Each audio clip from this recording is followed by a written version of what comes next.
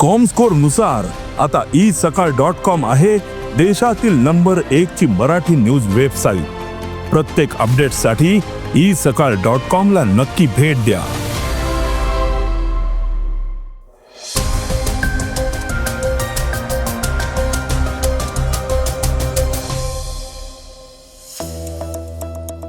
पोलिसांचं इलेक्ट्रॉनिक ओळखपत्र फसवणुकीला चाप लावणारे, विमान तिकीट रद्द करण्याचे नियम बदललेत, NCERTच्या पुस्तकावर बंदी आणलीये, रशियन सैन्यात चीनी लोकांचाही समावेश होणार आहे। महाराष्ट्रातील तरुणांसाठी 2026 हे भरतीचं वर्ष असेल। श्रीलंका कर्णधार दासून शनकाने खंत व्यक्त केली आहे। केरळ स्टोरी 2च्या प्रदर्शनाला स्थगिती दिली आहे। या बातम्या आपण आजच्या पॉडकास्टमध्ये ऐकणार आहोत। नमस्कार, मी अनिरुद्ध गद्रे। आज 27 फेब्रुवारी वार शुक्रवार। तुम्ही ऐकत आहात देशातील नंबर 1 मराठी न्यूज वेबसाईट isakal.comचं पॉडकास्ट। पॉडकास्टची पहिली बातमी आहे पोलिसांच्या इलेक्ट्रॉनिक ओळखपत्राची। भविष्यात पोलीस असल्याचं भासवून नागरिकांच्या सहज फसवणुकीला चाप बसणारे प्रत्येक अधिकारी अंमलदारांना अद्ययावत इलेक्ट्रॉनिक ओळखपत्र देण्याचा निर्णय अलीकडेच पोलीस आयुक्तालयाने घेतलाय। नव्या इलेक्ट्रॉनिक ओळखपत्रे धातूची असतील, त्यात संबंधित अधिकाऱ्याचं छायाचित्र, नाव, पोलीस दलाचं बोधचिन्ह आदी तपशील असतीलच, मात्र त्यासोबत नियर फील्ड कम्युनिकेशन चिप आणि QR कोडही असेल। NFC चिपमुळे ओळखपत्र धारकाचे वैयक्तिक आणि व्यावसायिक तपशील जतन करता येतील।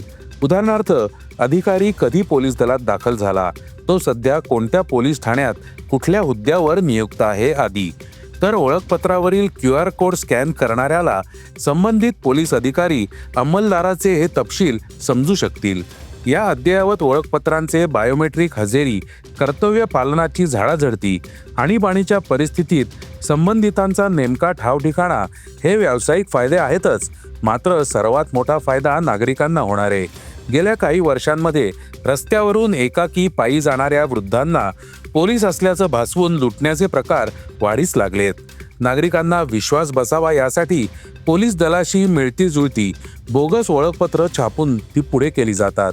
या सर्व प्रकारांना नवी इलेक्ट्रॉनिक ओळखपत्र चाप लावू शकतात असा विश्वास या अधिकाऱ्याने व्यक्त केला। पॉडकास्टची दुसरी बातमी आहे विमान तिकिटांची। नागरी विमान वाहतूक महासंचालनालयाने विमान तिकिटांच्या परतफेडीबाबतच्या नियमांमध्ये सुधारणा केल्या आहेत। नवीन नियमांनुसार प्रवाशांना तिकीट बुक केल्यानंतर 48 तासांचा लुक इन कालावधी असेल। DGCAने सांगितलं की या 48 तासांच्या कालावधीत प्रवासी कोणतेही अतिरिक्त शुल्क न आकारता त्यांचे तिकीट रद्द करू किंवा बदलू शकतील। जर नवीन विमानाचे भाडे जास्त असेल तर फरक देय असेल।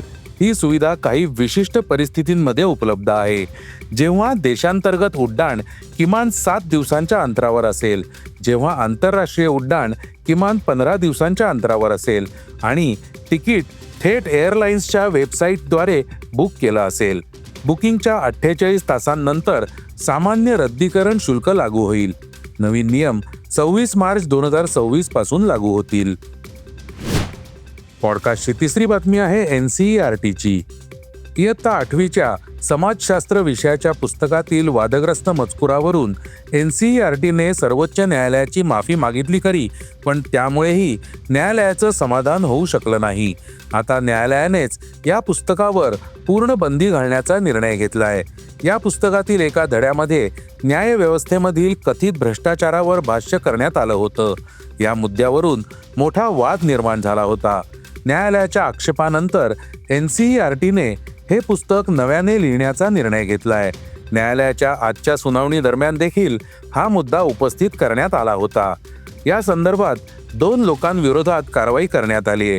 हे लोक यापुढील काळात विद्यापीठ अनुदान आयोग किंवा अन्य कोणत्याही मंत्रालयात काम करणार नाहीत, अशी माहिती सॉलिसिटर जनरल तुषार मेहता यांनी खंडपीठाला दिली। संबंधित पुस्तकाच्या 32 प्रती बाजारात विकण्यात आल्या होत्या, त्या परत घेण्यात आल्या असून संपूर्ण पुस्तकाचा फेर आढावा घेतला जाणार आहे। या प्रकरणामध्ये केवळ 2 लोकांवर कारवाई पुरेशी नाही, अन्य संबंधित लोक वाचतील असं तुम्ही समजू नका, असं सरन्यायाधीश सूर्यकांत यांनी नमूद केलं। पॉडकास्टची चौथी बातमी आहे चिनी नागरिकांची. रशियामध्ये राहणाऱ्या चिनी नागरिकांबद्दल एक नवीन चर्चा सुरू झाली आहे. व्लादिवोस्तोकमधील चिनी वाणिज्य दूतावासाने एक सूचना जारी केली आहे की नवीन रशियन नियमांनुसार दीर्घकालीन निवासासाठी अर्ज करणाऱ्या 18 ते 65 वयोगटातील परदेशी पुरुषांना किमान 1 वर्षासाठी रशियन सैन्यात सेवा करण्यास सहमती द्यावी लागू शकते. युक्रेनियन युद्धादरम्यान व्लादिमीर पुतिन यांचे सरकार आपली लष्करी उपस्थिती वाढवण्याचा प्रयत्न करत असताना हा नियम लागू झालाय. 5 नोव्हेंबर रोजी राष्ट्राध्यक्ष पुतिन यांनी परदेशी नागरिकांना नागरिकत्व आणि कायमस्वरूपी निवासस्थान देण्यासाठी तात्पुरती प्रक्रिया स्थापित करणाऱ्या हुकुमावर स्वाक्षरी केली. पॉडकास्टची 5वी बातमी आहे महाराष्ट्रातील नोकरीच्या संधीची. राज्य विधान परिषदेत राज्यपालांच्या अभिभाषण प्रस्तावावरील चर्चेला उत्तर देताना उपमुख्यमंत्री एकनाथ शिंदे म्हणाले की महाराष्ट्राचा विकास प्रवास आता थांबणार नाही. राज्यात औद्योगिक क्रांती होतीये, गुंतवणूक वाढतीये. 2026 हे वर्ष भरती वर्ष म्हणून ओळखलं जाईल. यापूर्वी 1,53,000 पदांपैकी आतापर्यंत 85,363 उमेदवारांची नियुक्ती करण्यात आली आहे. उर्वरित 75,000हून अधिक नोकऱ्यांसाठी प्रक्रिया सुरू केली जाईल. स्थगितीचं राजकारण संपलंय.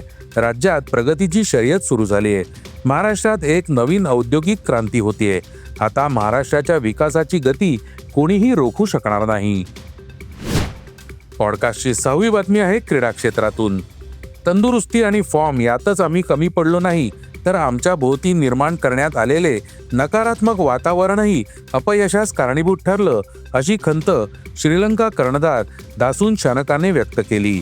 त्याचवेळी संघावर होणाऱ्या टीकांपासून सरकारने आमचं संरक्षण करावं, असंही तो म्हणाला. स्पर्धेत अपेक्षित कामगिरी न झाल्यामुळे संघावर होत असलेल्या टीकेमुळेही तो व्यथित झालाय. संघाबाहेर होत असलेले नकारात्मक वातावरण आणि टीका रोखणे आम्हाला शक्य नाही. सातत्याने टीका ऐकायला मिळतेय. आम्ही खेळाडू म्हणून किती सकारात्मक असलो तरी हे सहन करणं अवघड आहे, असं स्पष्ट मत शानकाने व्यक्त केलं. पॉडकास्टची शेवटची बातमी आहे दी केरळ स्टोरी 2 गोज बियॉन्डची. केरळ उच्च न्यायालयाने दी केरळ स्टोरी 2 गोज बियॉन्ड या वादग्रस्त चित्रपटाच्या प्रदर्शनाला अंतरिम स्थगिती दिली आहे. प्रथम दर्शनी या चित्रपटाला परवानगी देण्यापूर्वी सेन्सॉर बोर्डाने मेंदूचा वापर केलेला दिसत नाही, असा टोला न्यायालयाने लगावलाय. न्यायमूर्ती बेचू कुरियन थॉमस यांच्या पीठाने उपरोक्त निर्देश दिलेत. या चित्रपटाच्या प्रदर्शनाला आव्हान देणाऱ्या 2 याचिकांवर सुनावणी घेताना न्यायालयाने उपरोक्त निर्देश दिले. हा चित्रपट येत्या 27 फेब्रुवारी रोजी प्रदर्शित होईल. हे होतं isakal.comचं पॉडकास्ट, अर्थात सकाळचं पॉडकास्ट. उद्या पुन्हा भेटूयात. हे पॉडकास्ट तुम्हाला कसं वाटलं जरूर कळवा. त्याला रेटिंग द्या आणि इतरांना रेकमेंड करा. धन्यवाद. Script and research by Vrushal Karmarkar.